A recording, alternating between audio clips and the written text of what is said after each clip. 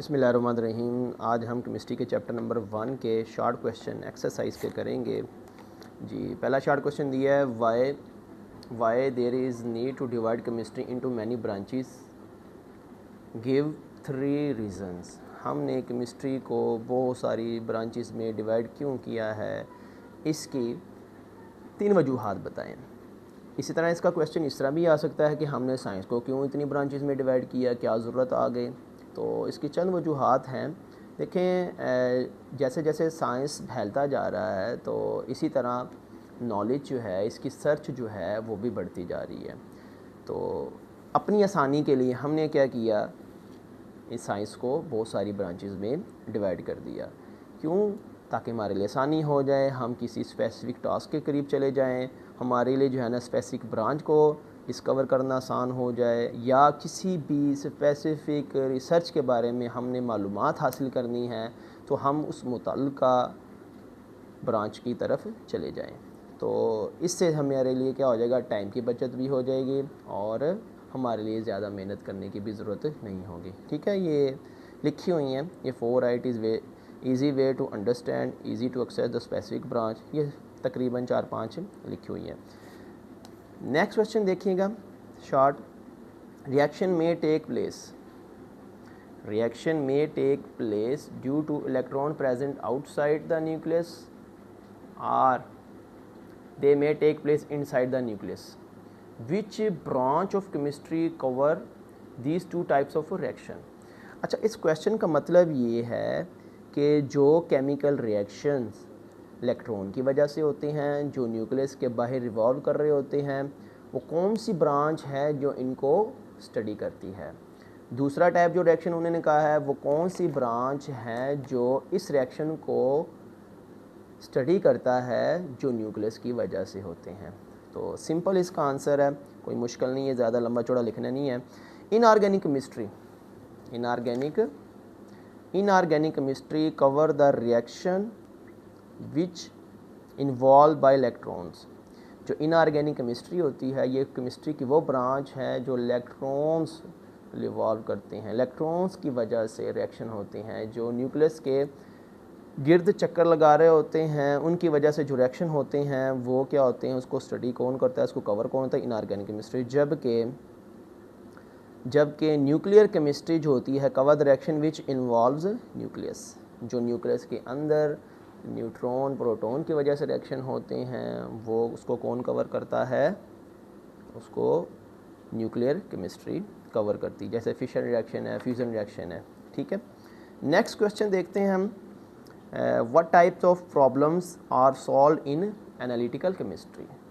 Analytical chemistry में किस किस्म के काम किए जाते हैं, किस किस्म के मसाइल को हल किया जाता है एनालिटिकल केमिस्ट्री में। तो analytical chemistry one of the most important branch of chemistry. तो इसके ज़रिए बहुत सारे याद रखेंगे, एनालिटिकल का मतलब होता है तज्ज़िया करना। ठीक है, तो पहले जो है ना हमें कौन कौन से जो है ना फ़ायदे हासिल होते हैं, कौन कौन से मसाइल हम हल कर सकते हैं। क्वालिटेटिव एनालिसिस कर सकते हैं। क्वालिटेटिव का मतलब होता है कि आप क्वालिटी जांचना, मिसाल के तौर पर किसी भी चीज़ के, कोई भी चीज़ है उसमें उसके नाम पता लगाना, ठीक है, उसके वॉल्यूम का पता लगाना, ठीक है, उसको क्या कहते हैं, क्वालिटेटिव एनालिसिस। ठीक है, क्वांटिटेटिव एनालिसिस क्या होता है, नंबरिंग को फाइंड करना, ठीक है, कौन कौन से कितनी मिकदार में है ये पता लगाना, नाम का पता लगाना, ये होता है क्वालिटेटिव एनालिसिस।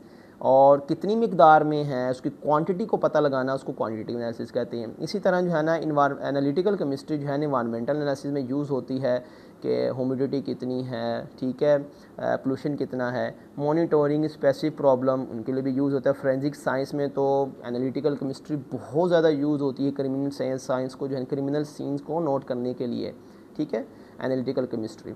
इसी तरह अच्छा, एनालिटिकल केमिस्ट्री जो है ना सैम्पल हैंडलिंग में बहुत ज़्यादा यूज़ होती है। इसी तरह एग्रीकल्चर लैंड आइडेंटिफिकेशन में यूज़ होती है, मेडिकल डायग्नोस्टिक में यूज़ होती है, फूड साइंस में इसका बहुत ज़्यादा रोल है एनालिटिकल केमिस्ट्री का। मिसाल के तौर पर हमारे पास जो दूध होता है ये ठीक है नहीं है, इसमें क्या चीज़ मिलावट है, मिलावट को पता करना है। इसी तरह और बहुत सारी फूड आइटम्स होती है, पॉइजनिंग है कि नहीं है, तो उसमें भी एनालिटिकल केमिस्ट्री यूज़ होती है।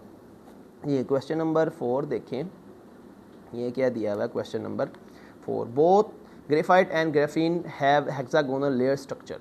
दोनों का हेक्सागोनल लेयर स्ट्रक्चर होता है। What is the difference? इनमें डिफरेंस क्या है?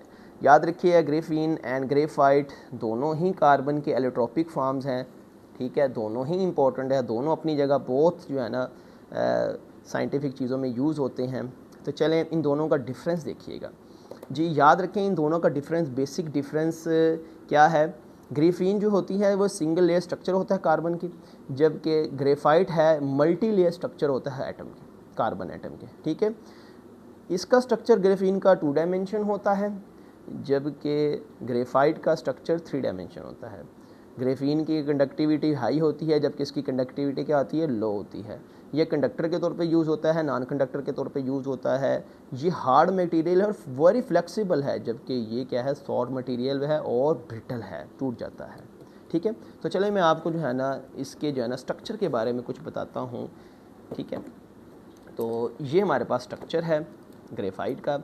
याद रखिएगा बहुत बड़ा स्ट्रक्चर बनता है, ज्ञान स्ट्रक्चर बनता है। हर कार्बन एटम जो है 3 कार्बन एटमोसफेयर के साथ क्या होता है? मिलता है, ठीक है। वैसे तो कार्बन 4 बॉन्ड बनाता है, लेकिन यहाँ पे ग्रेफाइट में कार्बन एटम कितने बॉन्ड बनाएगा? 3 बॉन्ड बनाएगा और इस तरीके के साथ जो है ना अपना एक स्ट्रक्चर बनाएगा, ठीक है।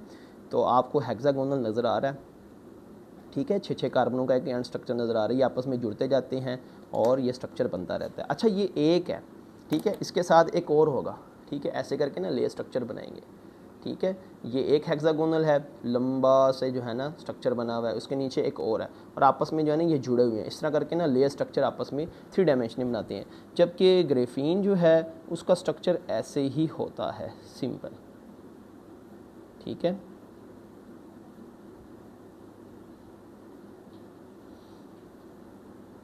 सिंगल लेयर स्ट्रक्चर आपके पास ग्रेफीन का ऐसे ही होता है, ठीक है। तो ये ग्रेफाइट का स्ट्रक्चर है, ये क्या है? ग्रेफीन का स्ट्रक्चर है, ठीक है। अच्छा ग्रेफाइट जो होता है ना ये इसमें से भी करंट गुजर सकता है, ठीक है, क्योंकि हर carbon atom has delocalize electron. इनमें 3 कार्बन बॉन्ड बनाए हुए ना, लेकिन यहाँ पे कार्बन के पास एक इलेक्ट्रॉन भी होता है, क्योंकि कार्बन 4 बॉन्ड बनाता है, यहाँ पे कार्बन ने कितने बॉन्ड बनाए हैं? 3 बॉन्ड बनाए हैं। अब एक इलेक्ट्रॉन जो है वो डीलोकलाइज, यानी कि ऐसे इसने घूमते रहना है, ये कार्बन है, यहाँ पे इलेक्ट्रॉन इसने घूमते रहना है। इस इलेक्ट्रॉन की वजह से, फ्री इलेक्ट्रॉन की वजह से इसमें से करंट गुजर सकता है, ठीक है। उम्मीद है आपको समझ आ चुकी होगी। और ये सिंगल लेयर है, सिंगल लेयर यानी इसके नीचे लेयर नहीं ऐसी फैला हुआ, इस वजह से ये ज़्यादा फ्लेक्सिबल है जी। नेक्स्ट क्वेश्चन देखते हैं, why are super critical fluids important? Why are super critical fluids important? Super critical fluids important क्यों हैं? पहले तो आपको पता होना चाहिए सुपर क्रिटिकल फ्लूइड्स होते क्या हैं। Super critical fluids are very important, they are show both properties of gases and liquids. ये बहुत इंपॉर्टेंट होते हैं क्योंकि ये गैसों और लिक्विड्स दोनों जैसा बिहेव करते हैं, ठीक है।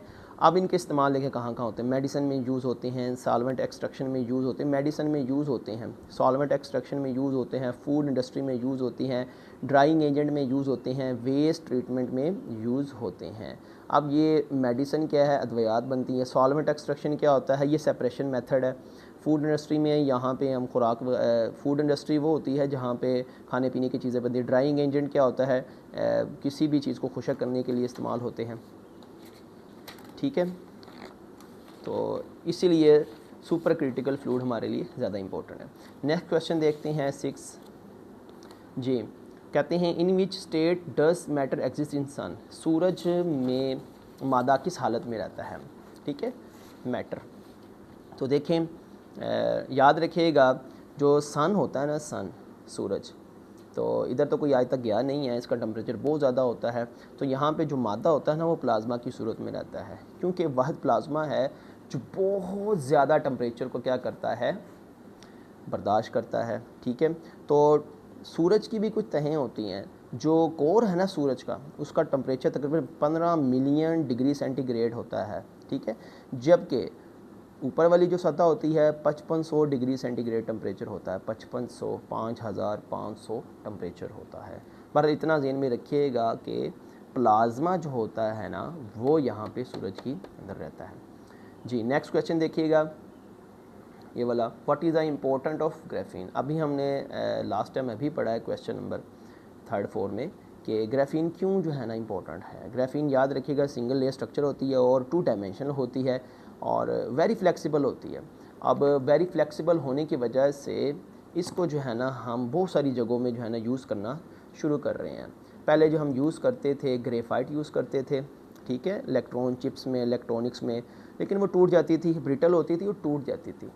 लेकिन हम जो है अब ग्राफीन यूज़ करने लगे हैं। क्यों? ग्राफीन फ्लेक्सिबल होता है, अगर वो मुड़ भी जाएंगे तो टूटेंगे नहीं, ठीक है। अब इस क्वेश्चन का आंसर मैं पढ़ देता हूँ। Graphene is very important because it show both properties of gases and liquid, therefore it is use in electronics, sensor, flexible material and solar cell. इन चीज़ों में इस्तेमाल होता है, तो आप इसको ध्यान से देख सकते हैं आंसर्स को, ठीक है जी। क्वेश्चन नंबर 8 देखते हैं।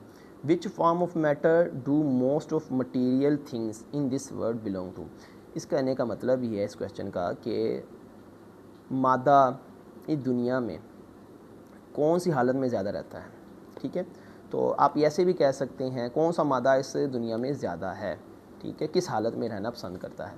तो ज़्यादातर जो है ना आप देखेंगे कि सॉलिड्स, गैस भी कम है, सॉलिड्स आपको बहुत ज़्यादा नज़र आएंगे, ठीक है। पहाड़ देख लें, लैंड देख लें, ज़मीन देख लें, बिल्डिंग देख लें, हर औजार देख लें, वो सारे के सारे सॉलिड से बने होते हैं, ठीक है।